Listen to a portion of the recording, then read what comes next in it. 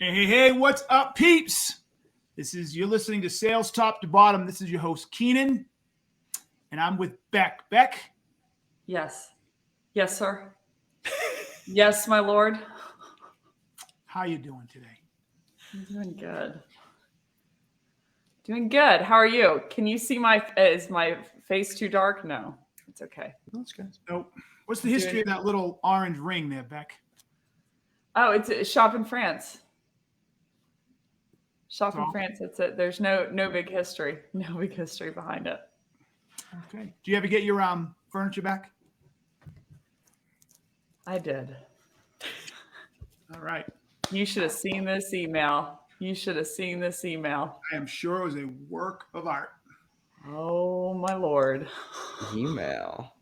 Well, speaking of email, we are on to the first segment of this podcast. You like that segment? I do. Which is Email Teardown. This is the segment where Keenan and Becc tear down emails and messages that were sent over to them. Now on to the first email. Hold up. Yeah. Hold up. Wait a minute.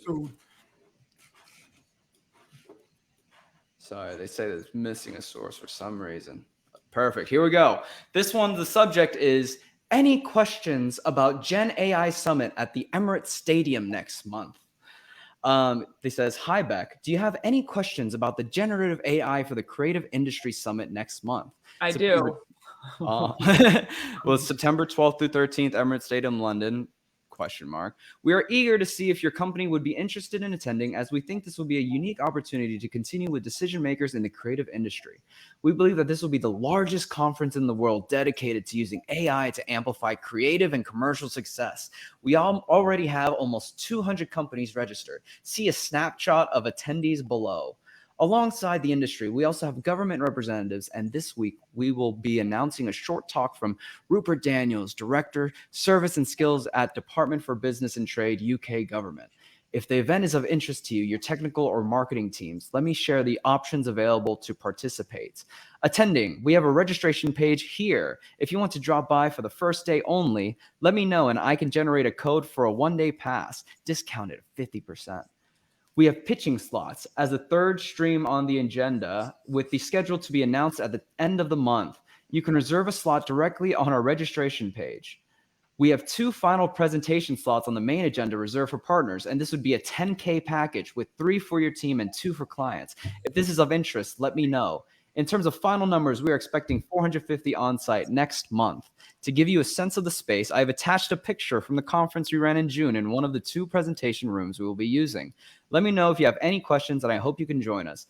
Please note that I'm sending this email from a wider portfolio production address, or event director, blah, blah, blah. I'm happy to pick up emails via our event address. And then they go into, if I can see here, they go into a whole list of every single person that is going to be attending this event, and then a grainy picture of the conference. So, Becc, what are your thoughts on this email? Can we start over the email teardown? We burned 2.5 minutes on that. 100%. Let me send this live again. Email Teardown. All right. It should First time in history we've had to restart the clock because an email was that long.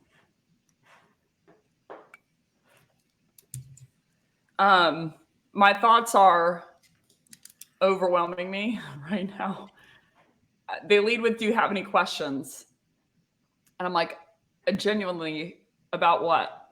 They're like, do you have any questions about the summit? I'm like, sure. What is it? Where is it? When is it? Why are you talking about it? Why am I reading it? But I think from the base level, then I'm going to pass to Keenan, oddly enough. I'm going to be short-lived. This is a selfish email. Not only because it's talking about their product the entire time, but it's forcing me, the buyer, hypothetically, to contextualize it for myself, what problem this would solve for me and why it would solve that for me. So bare minimum, this is a selfish way to sell where I have to do all the heavy lifting of what I think it would solve and why I think it would solve that. Keenan, what do you think? I think what you said, at no point in time in any word or phrase on there does it actually highlight, outline what I could get from it. Mm-hmm. Is it going to teach me how to build AI? Is it going to teach me how to use AI? Is it going to teach me the future of AI? Is it going to help me get customers? Is it going to help me? Like, I have no idea what this damn conference is going to do. Okay. So that's the first thing. Well, that's the main thing. It's pretty clear. All the other things are so obvious. How long it is. At the end, he starts listing all the different sponsorship opportunities you could have. None of that needs to be in there. All he needs to do is get your interest first. But to try to start telling you what you could buy, this for 10,000, this for 5,000, I mean, it's just, he's basically trying to introduce, sell, connect, close in one fucking email. He went through the entire damn thing, right? So that's what I think. But the other thing, they have a question. This is a real question, but it's kind of a side take. Tell me what it is about our society that when somebody sends an email, unsolicited, because I'm assuming this was unsolicited, right? Yeah. That we are the bad guys if we don't block it out. Yeah. I want to know, I seriously want to know from a cultural perspective, how have we gotten here culturally that if we list this person's name and this company, somehow we're doing an injustice when they invaded our private space with an unsolicited email. And we're not bashing them. We're not like saying they're douchebags or anything. We're just simply saying, hey, this is. And if we don't do that, somehow we're outside of some cultural norm. I don't understand that. Mm-hmm. Well, and to make matters worse, this is to my what I call holla at ftscript.co, meaning it's my marketing line. Mm-hmm. So this isn't even to my email, meaning he probably downloaded one of my videos, which makes me now sad out loud. And then he got the email address and he blasted it. Mm-hmm. And to your point, if this was a blast from marketing that was talking about that clearly for marketing, that'd be one thing. But this is from a person, right? So and so I'm the bad person if I get triggered all of a sudden. Yep. 100%. Okay, well, here's the next email. This one is to Keenan. This is a short one called, the subject line is called you earlier. And this one says, hi, Keenan. Just following up on my previous email, we at SINQ believe that a sales growth company could greatly benefit from our staffing and talent management services. Are you currently exploring options for staffing solutions? If so, we'd be thrilled to discuss our offerings and how they might align with your needs. Looking forward to hearing from you, Kobe So. Keenan, what are your thoughts on this email? The thing that triggered me on this, and people do it all the time, so every salesperson listening, every prospecting guru listening, anybody who gives piece advice, listen very closely. Don't you ever say to someone, we're convinced that we can help you out. How does it say it exactly? What's the exact phrase there? Yeah, we at SINQ believe that a sales growth company could generally benefit from our staffing and talent management. We generally we believe what you can, whatever it is, you can benefit from. You have no fucking idea. And this is what this makes it so bad. We don't need any staffing services.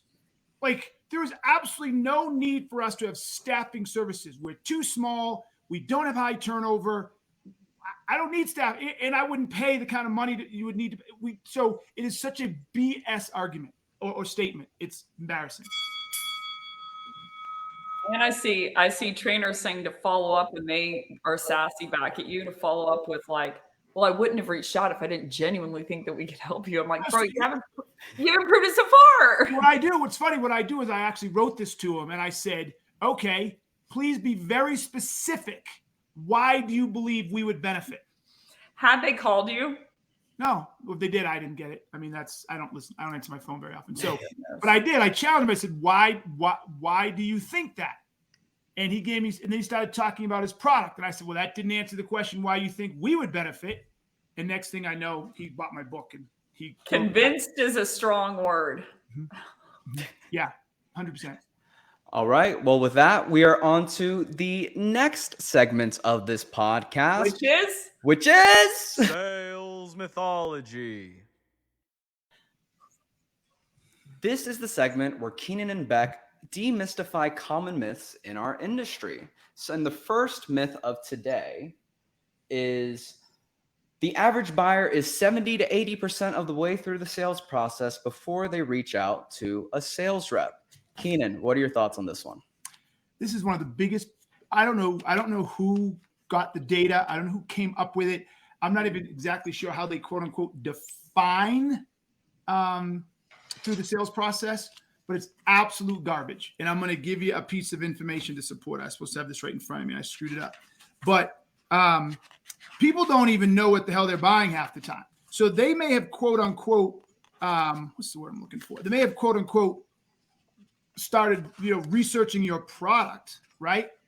But 26.7% of buyers had started the quote unquote buying process without even identifying the size and scope of the business problem. 27%, right?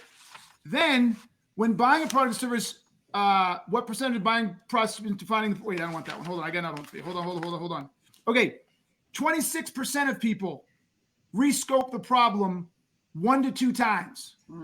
28% rescoped it 3 to 4 times after the buying process. Let me be clear. What is the average number of times you have rescoped the problem after? And what percent was that? What percent was that?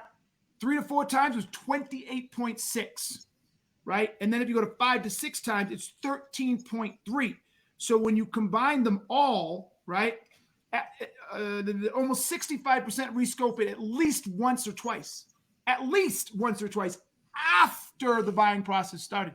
If you honestly believe that they're doing all of that before they reach out to the sales rep, you are smoking crack. No, they're not. What about you, Becc? What do you think? Well, kind of piggybacking on what Keenan was saying, this might just be my view, full disclosure, but my view is if they didn't rescope the size of the problem after they came into touch with you, then they didn't learn anything new from you about themselves that they didn't know ahead of time. So if you didn't find a current impact that they didn't know, or a future impact that they didn't know, or a root cause that they didn't know, tacking into the size of the problem, and the problem stayed as is from the beginning, then I'm confused on why you were needed as a seller at all. So I would actually think that it's a great sign if they are rescoping the problem, because the reality is buyers today, and they're pissed about it, but they do so much self-research because they're convinced by way of their experience that they're going to have to. It's either them or nobody. Yeah. Because the sales rep's not going to do it. So they're like, I have to research all these things. So I believe in the stat that 70, 80% think that they're like almost completely through the buying cycle, because from their view, they're like, usually I have to self-diagnose anyway. So other than just getting pricing and signing on the dotted line or not, I don't know what I'm going to learn from a sales rep. But the missed opportunity in that is that sales doesn't have a role. There's no use for the sales rep at that point. Like, in my opinion, I'm like, and you've said it a lot before, like a sales rep is an order taker. If you don't influence the sale. And if you don't, how you don't influence the sale is by not diagnosing or coming up with anything that they didn't know beforehand. So I'm like, so by definition, I'd say 98% of sellers are order takers. And I'm like, here's the thing. There are faster ways to take orders than through an actual person. Just put the options on the website, put the pricing, and PLG has taught us that. So I think that the sales profession at large is just in a very useless position at this point if you don't have the ability, expertise to talk about it, or like to diagnose and do exactly what you're talking about in the room from the jump. Yeah, we got to keep in mind, right? The complement of converse, depending on how you look at this, to that statement is if buyers are 70 to 80% or 90% way through the sales cycle before they reach out to a sales rep, then what should we have seen in the world of sales ever since that stat came out? Increased sales cycle. Other way around. What do you mean? We should have seen a decrease in sales cycles.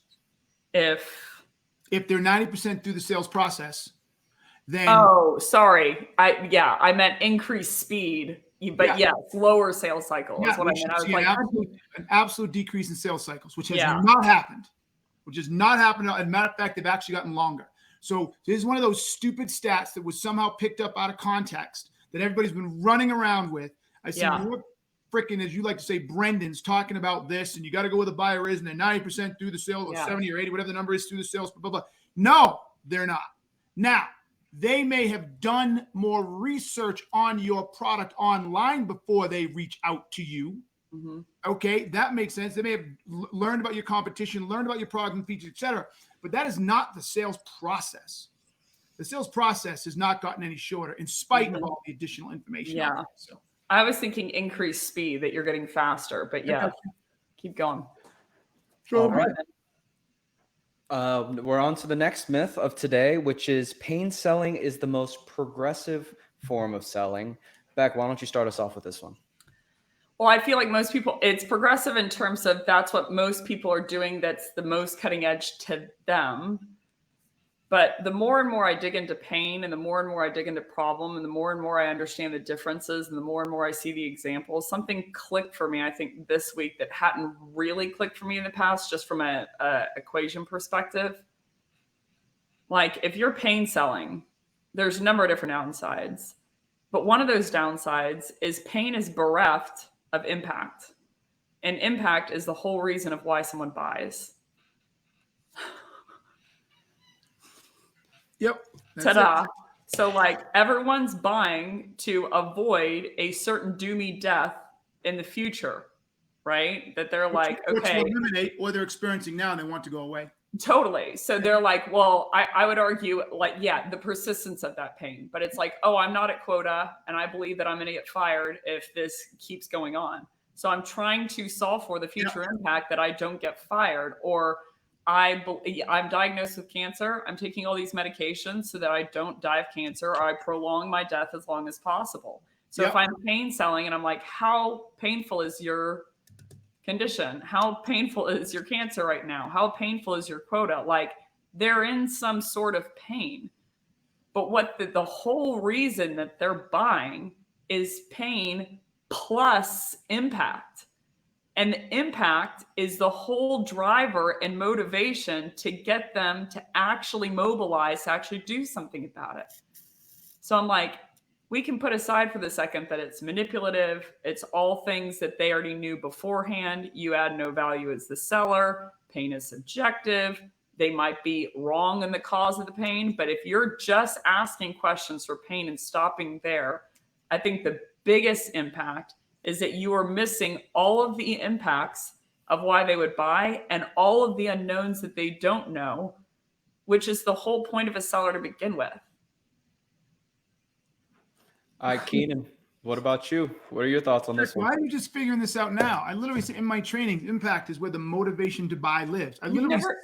You've never invited me to come watch you train. Oh, I'm just going to ignore that right now. Oh my gosh. I'm not going there. Next up. Anyway. I'm still waiting for that sick invitation. Jesus Christ.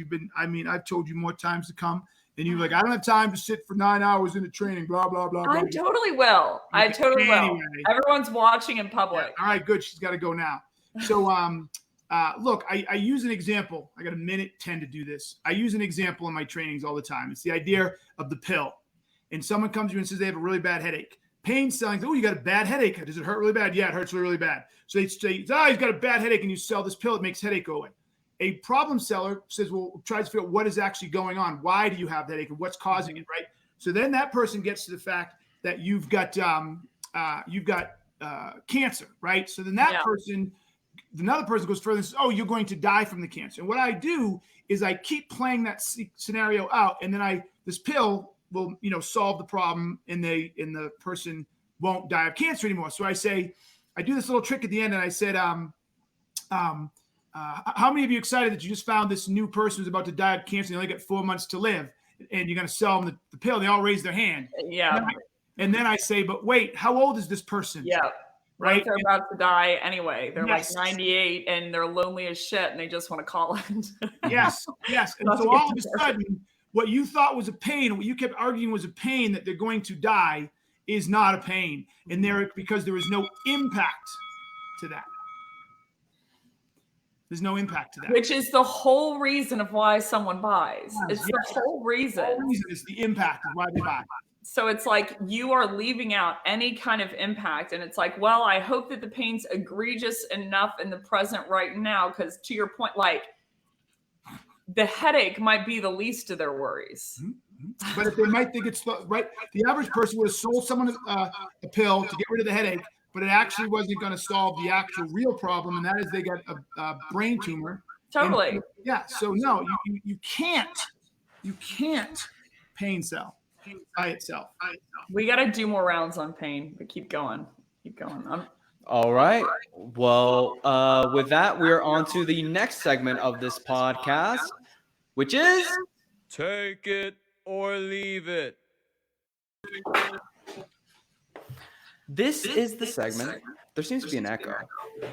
There is. Hold up. Hold up. Next episode. Just now? Did it just happen? Yeah, just now. Oh, gosh. But we're going to go with good. it for now. This is the segment. Hold on. Like what Sean Hurd did. Sean goes, if you're a runner and you have knee pain and you don't go straight to the knee surgery, you self-medicate, recover until you can no longer do that, then you go see an expert and explore what it is. So it's an interesting perspective, right? You just can't run to some solution until you know what the pain is. Now, the self-medicate piece, I don't know. I mean, what are you using as your data to self-medicate? That could be the wrong solution again, right? So I got like half of what he says. I agree. You don't go running to the surgeon for pain, but you shouldn't go running to self-medicate either. You should slow down and stop and figure out what is causing it. But that's a compliment. Being half right with Keenan is a compliment. Sean Hurd, by the way, is the man. Do you know who he is? I'll tell you about him later. Sean Hurd is. Okay. Yeah, he's been showing up lately. Hurd, she said you're the man. You get yourself a fan, dog. Oh, well, he is sassy on LinkedIn. He cuts it real. Okay, well, hey, this is the segment where I introduce common sales tactics, and Keenan and Becc let us know whether they would take it or leave it. And so the first one of today is follow-up emails after discovery when you've landed on a next step and it's past the agreed timing. Becc, take it or leave it. I'm going to leave it. They know their next step. They don't owe you that. And I think it annoys them. And like, if you've done your job correctly, they will come to you. The feedback that's usually given to me is that people enjoyed that about me, is that I won't follow up. I'm like, I either did or didn't do my job. And if I did my job and I think the problem's big enough, then you don't need a reminder follow-up email like your leg's broken, right? So I either didn't find a problem that's big enough or I did, and I'm just annoying them when they're mid-cycle, is my view. All right, Keenan, but what about you? Take it or leave it? Take it all day. Take it. Two things. One is accountability, right? So if for both of us, if you tell me you're going to do something and we're on a track and you don't do it, who knows what could have happened? So yeah, I'm going to remind you. I'm going to let you know I'm still here, that I'm meeting my end of the bargain. So you're damn straight. Once it goes off the tracks, damn straight. The second one, though, also is why it's take it for me, is because I like it when it's done to me. Sometimes I get caught up in things. I saw this really cool saying the other day. We're all guilty of it. The people who aren't successful most likely aren't successful because they trade what they want today for what they want tomorrow. That's why they are successful. No, sorry. Yeah. I'm going to butcher it. The bottom line is they do what they want today in lieu of what they want tomorrow. So they know they want something tomorrow, but they end up doing react to what they want now. So I do that in small forms. Them unsuccessful or successful? No, the most successful people in the world don't trade today for what they want today for tomorrow. In other words, it feels really good right now to sit and watch TV as opposed to go to the gym.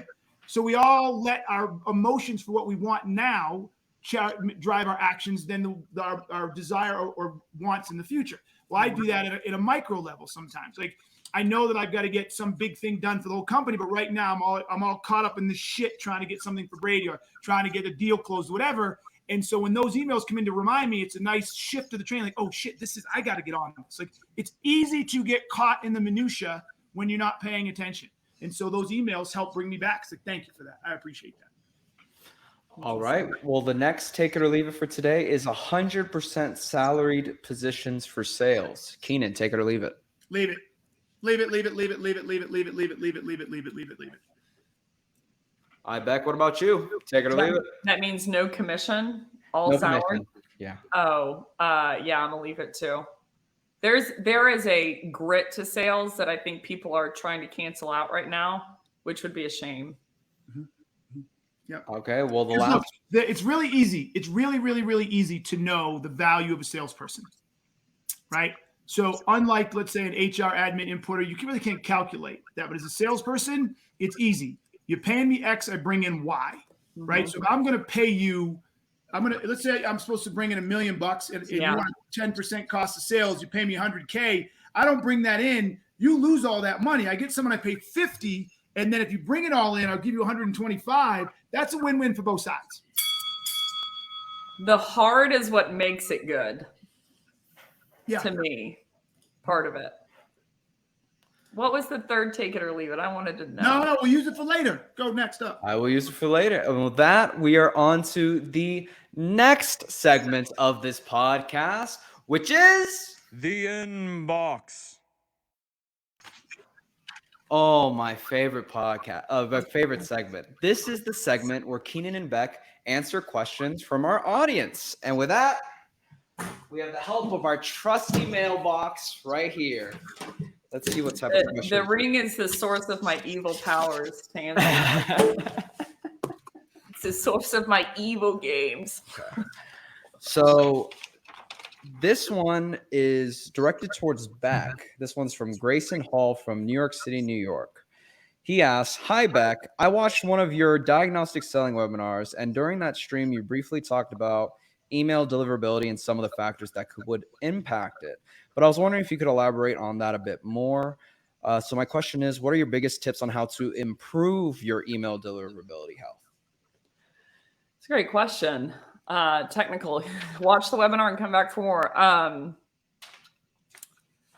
So if I level set, if you have less than a 50% open rate, you likely have an email deliverability problem. The best thing that you can do is set up a custom tracking link. That's the boring tip that no one wants to hear about. So I'll rattle off some tips, but set up a custom tracking link, figure out if you're blacklisted. Those are going to be the two biggest ones. No more than 50 emails per day. Can't batch them out all at one time. Can't do them equidistant, like 105, 110, 115, 120, 125, et cetera. Because Google's looking for non-human behavior is what they're looking for. So subject lines that are all the same are really going to hurt you. Keep in mind, it won't just hurt you. It basically hurts the entire team as well. The more links, the worse. If you click on the links and they go to a broken path or a non-verified site, the worse. Exclamation points will hurt you. More exclamation points will hurt you. If you have like a newsletter, all one image is going to hurt you. There's a list of different words that are spam words: problem, discount, solution. The word free is going to hurt you. Red font's going to hurt you. So those are the tips from a high level. I can send you out a list of all the words that I conglomerate against the sites. But I would say the biggest two tips that I would have apart from custom tracking link is no subject lines that are the same, which is where most reps are going to mess up, and no more than 50 emails per day. Otherwise, you're going to hurt your email deliverability, not only for you, but for your entire team. And it's kind of like a running score, right? So it will improve if you give it time, but it's better if you're using Google or Gmail, because then they're sending Gmail to Gmail, so then they can source out who the bad boy is essentially in the equation. But those would be my biggest tips from email deliverability perspective. Oh, no using LinkedIn in the actual subject line, because then it'll flag it to promo or social. All right. Well, this next question is directed directly to Keenan. This is from Melanie Garcia from San Diego, California. And she asks, "Hi, Keenan. Big fan of gap selling and have gone deep into your deal management content in specific. My question is, as a sales manager, how do I know the right times to review an AE's deal, and how often should I review them?" So the right time, Well, yeah, before you start worrying about reviewing them, you better get good at making sure they're putting the right stuff in there and they're getting them in there. So you got to make sure that the organization understands what content should be in there. So before you worry about reviewing them, you should be clear that the whole organization understands what content or information or data should be in them, and why does that data matter, and how does that data drive the probability of success. So then you know what you're looking for. Obviously, if you're a selling organization, then we make it really simple for you. We tell you what it is. It's the problem, the impact, the root cause, and the desired outcome, bare minimum. Then it's also the physical and literal, the emotion, problem solved, et cetera, et cetera. So once you have that, then you want to review it at least in the first day or two that it goes in. That is the most important time. The faster you can look at that deal and see what that person learned in the discovery and have an assessment of the size of the problem, the faster or more time you have to self-correct, to get back to the buyer, et cetera. When organizations now are going and they're looking at deals that have been in the pipeline for 2, 3, 4 months, so they're slated to close in the next 25, 30 days, and they've been in there for 2 or 3 months, and you find holes, you know how hard it is to go back and make any changes? You know how hard it is to create any influence? And that it's impossible. So the earlier the better, and about 2 or 3 times.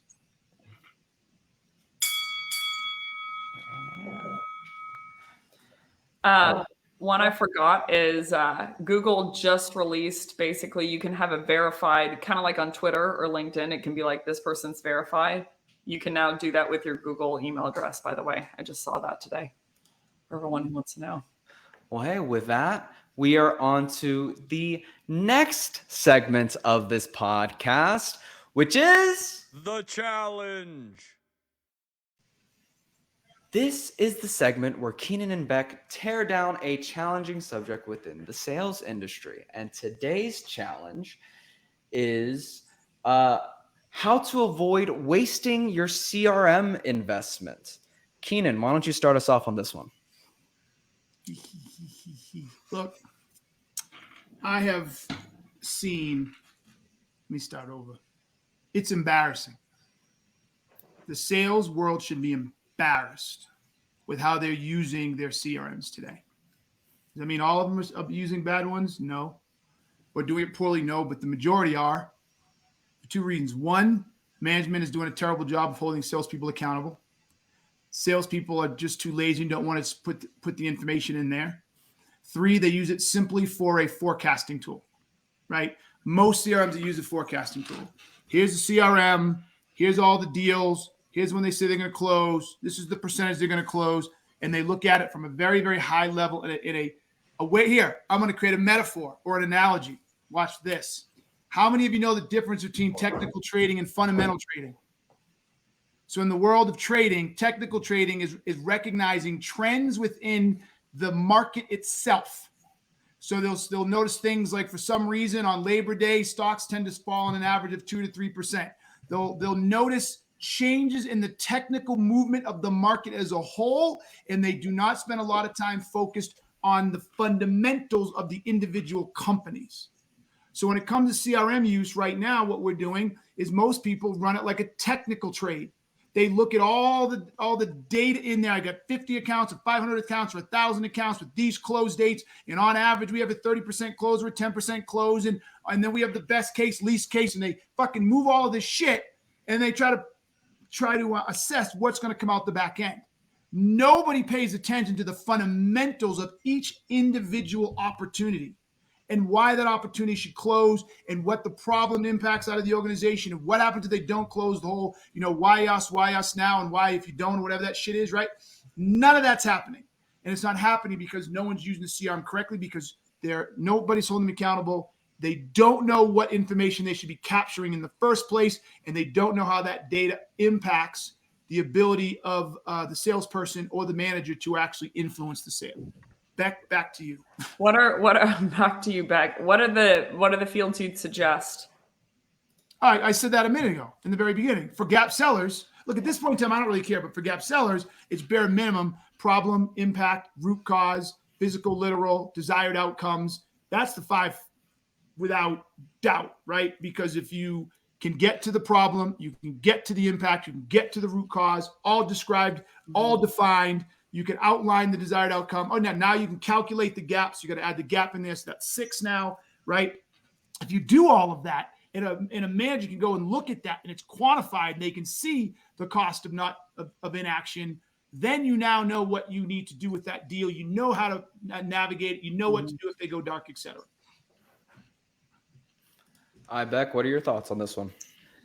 Well, I think that's a great shift to have. I think usually the CRM is more for sales ops than it is for anyone else, which is sad because it should be equally amount for the rep as it is, that the rep has to manage. But the fields that I would suggest putting in, well, the first is, and people are going to think I'm crazy, but you either put in the work up front or you deal with the mess in the back, end, one of the two. I would rather put the work up front. So then it's gravy from there on out, not only from a management perspective, then I know what their work is. So I'm like, is this right work, wrong answer, or vice versa, or both of them right, or both of them incorrect? Fields that I would suggest putting. So I'm always going to be more numbers than Keenan. His concept, I'm always going to multiply it by 3, usually in terms of granularity. So the 21 that I would suggest is their self-diagnosis, what the prospect has self-diagnosed, what they've self-diagnosed as the problem, meaning the metric thing that they want to solve, what they've self-diagnosed as the root cause, current impact, future impact, current event trigger, the last thing that made them buy, future event trigger, the thing that's going to happen in the future that warrants them solving for in the present, and the solution. The second should be the rep's diagnosis, what they think the problem is, what they think that the root cause is, current impact, future impact, blah, blah. And then the latter 7 for unknown problems. So then I could diagnose for my reps, like, okay, are they agreeing with their prospects 100% of the time? Do they always think that their prospects has the right root cause and the right problem, the right current impact and future impact? Are they ever adding any impacts that the prospect didn't know that walking in the room? And are they also finding any unknown problems? So I can not only figure out like, where is this sale from a diagnostic perspective, but how much value is my rep actually adding in the room? Most of them are going to fall short all on step 2. They can't develop their own diagnosis because they're not an expert. So then I know where I need to train from a statistical perspective, per rep of if all those fields are blank or all those fields match step 1, of what the self-diagnosis is, and you're not like uncovering anything new, then that can be a really big problem. So those are the ones that I would suggest having, and that they can't move it or accept it into pipeline or send a second email unless they have filled out those fields at minimum with a not available or nope, didn't get it, blah, blah, would be my suggestion. So the thing that, as I said over and over, this isn't as much a problem as commitment as it is to complexity. Like, I don't think it's complex to do this, but organizations don't do it. I just don't think they see the value. And so until people can start showing them the value, they can start seeing the value, they're not going to. So I'm going to end my piece of this with a quick story, right? I had a client today, rather large company. When I say rather large, top quartile of the Fortune 500. They came to us and they described their problems. And I'm going to give some rough ones, but not accurate, right? Basically, one of the problems is they were a distant third in market share. Was not happy about that. Mm-hmm. They were flat in growth. They had a couple of things. I'll just leave it at that. That were attached to their product set that had longer revenue implications. But if they stopped selling things, this add-on piece, the revenue would start to decline. So it'd be latent revenue when they first sold it, but then after they sold it, they continue to gain revenue, even though that product may have been gone or whatever. They would continue to have revenue coming, but because not selling as much, that revenue from things they sold in the past was starting to get to be a shorter runway. Am I making sense? It doesn't matter. So then they also told me all this other stuff, right? I won't bore you with it all, but they told me all this stuff. Well, we talked 90 days ago and we got a verbal that they wanted to do some work, but they had to go out and do a few things internally. That's all I'm going to say. Well, I reached out and I kept getting kind of pushed off by the people who were supposed to get the job done, not by my contact who wanted to get it done. So where am I going with all this? After repeated what I felt like were stalls or inaction or incompetencies or whatever you want to call it, I finally sent an email today that said exactly what the problems were as they described. And I said, we've lost 90 days to solve these problems? Are they persisting? If so, now your revenue runway that you were afraid was 12 or 24 months out is now only 9 to 20 months out, 21 months out, right? The problem you said about market share and the fact that you're declining has now declined an additional 90 days. So the only reason I could do this was I was able to go into the CRM, go specifically to the fields and see the problems and see the numbers as they were shared. And I made a case that basically said, I'm confused here. If we continue at this rate, you are not going to reach your goal of turning this around and getting to 2% annum. And then I was simply able to say, have you solved? And if so, great, I'm out. And if not, is it persisting? Is it getting worse? Is it the same? And what are we doing in the most respectful way? Now look what I've done with the client. No, oh, I'm just checking in. No. I'm literally dropping the problem they reached out in the first place in their lap. And the decision now is, do we waste another 90 days? Or do we fix this? And if they waste another 90 days, it has nothing to do with me, my product, our services. Is they don't think the problem's big enough. They're willing to go down with the ship. But you can't do that if you don't properly leverage a CRM to capture the data that matters. I agree. You want me to burn it? Yeah, Becc, why don't you close us out? One of the biggest unknown problems I know of in the AE realm is they're accepting or not accepting based on subjective criteria like need, timeline, authority, blah, blah. And so I believe in my core that the conversion rates in everyone's CRM and industry at large, so 6% on outbound, 35% on inbound, people falsely hybrid it to 20. I feel they're all bullshit because they're not based on a static point. What do you mean a static point? Keep going. Objective criteria. Well, objective criteria on like a problem basis of like they're not hitting this metric or they are this buyer persona, etc. Yeah. You got me to break my rule. Well, hey, with that, we are on to the last segment of this podcast, which is... Oh, listen, just one more thing. This is the segment where Keenan and Becc share what's on their mind and give us their closing thoughts. So, Becc, why don't you start us off with this? What is your just one more thing? So my just one more thing is I'm going to tell a short-ish, I'm going to try and keep it as short as I can, story that I've gone through for the last couple months, but definitely recently. I'm applying for residency in France. So I won't get into the long and the short of it, but I was having some trouble and an application got closed out, so I opened a new one. Yeah, remember you told us about this the last one. Yes. Yeah. So you have a certain amount of days to come here and apply for a residency permit. After 2 months, the French government has to say something. They extended my residency permit. We went into a back and forth. The form didn't get submitted on time. They closed out my file. We had to open a new one 3 days before my extended permit was up. And we were asking them for another extended permit. So you can only be in France for a certain amount of days. 90 days as a tourist. And so I was paranoid for the last month, lost sleep over it, stomach ulcers, because I could not get an answer on what I should do next. So I was scouring through for lawyers. And I explained, and how France works is in August, basically people just take August off. Contacted a lawyer, and they only work by referrals. So I contacted a lawyer, you need to talk to this guy. Contacted that lawyer, you need to talk to this guy. I'm not back till August 29th. Contacted this lawyer, get pass. So I find a lawyer online, and I'm like, I want this guy. He looks like a shark.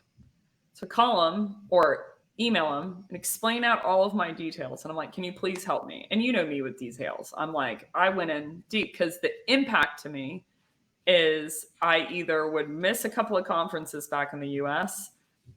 If I did go back, they might not let me back in, not only now, but ever, depending on how much I overstay my visa. So the impact's high. I already have an apartment here. I'm decorated, like on and on I go. Point being, detail out of the list, detail out of the list. He goes back and forth with me and he said, I think you've applied for the wrong thing. Oh, Why don't you come in on Monday? Okay, this is where it gets worse, Keenan. So I can't sleep over the entire weekend.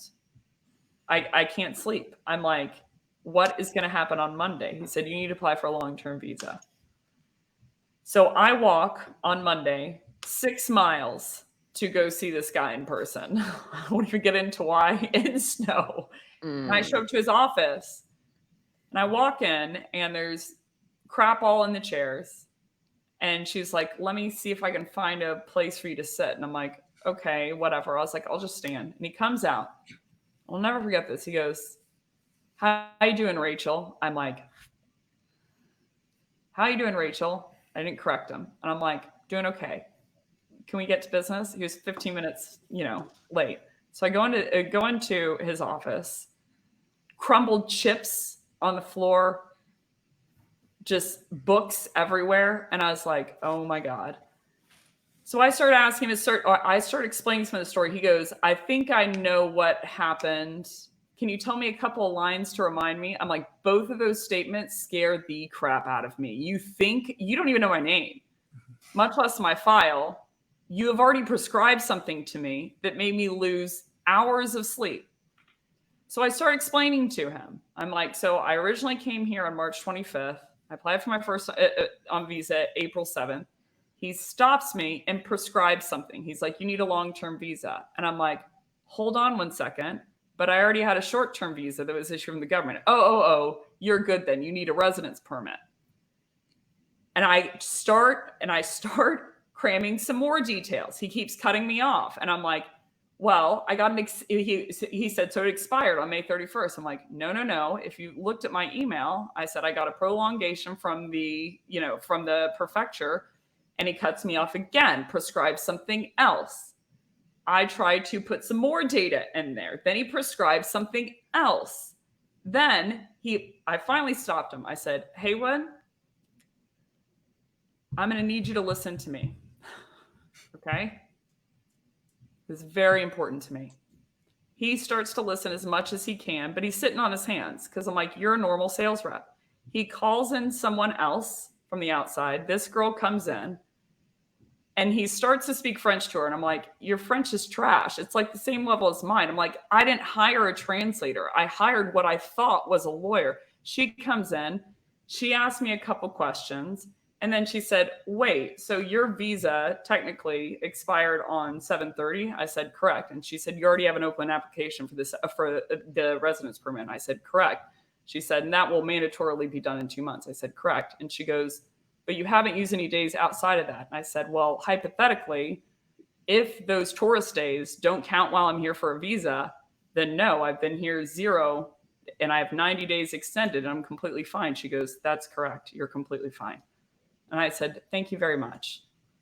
I look back at Haywood and I'm like, dude, you would have prescribed me 4 different legal I was ready to leave France on Wednesday, spend thousands of dollars in hotel bills in New York, basically be terrified that I couldn't come back, all because you misprescribed 3 things because you didn't have the expertise, you didn't ask me any questions, and you didn't freaking listen.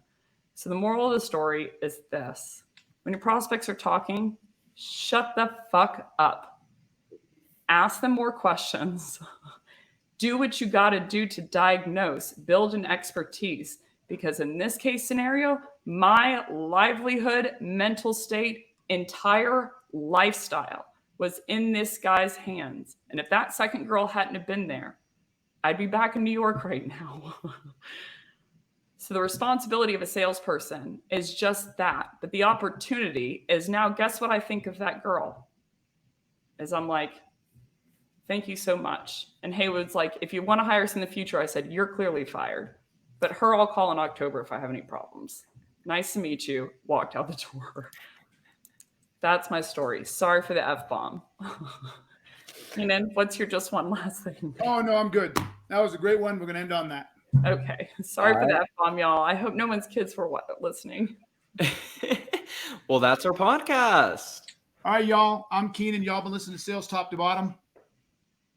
And I'm Becc. See you next week. Peace out, y'all.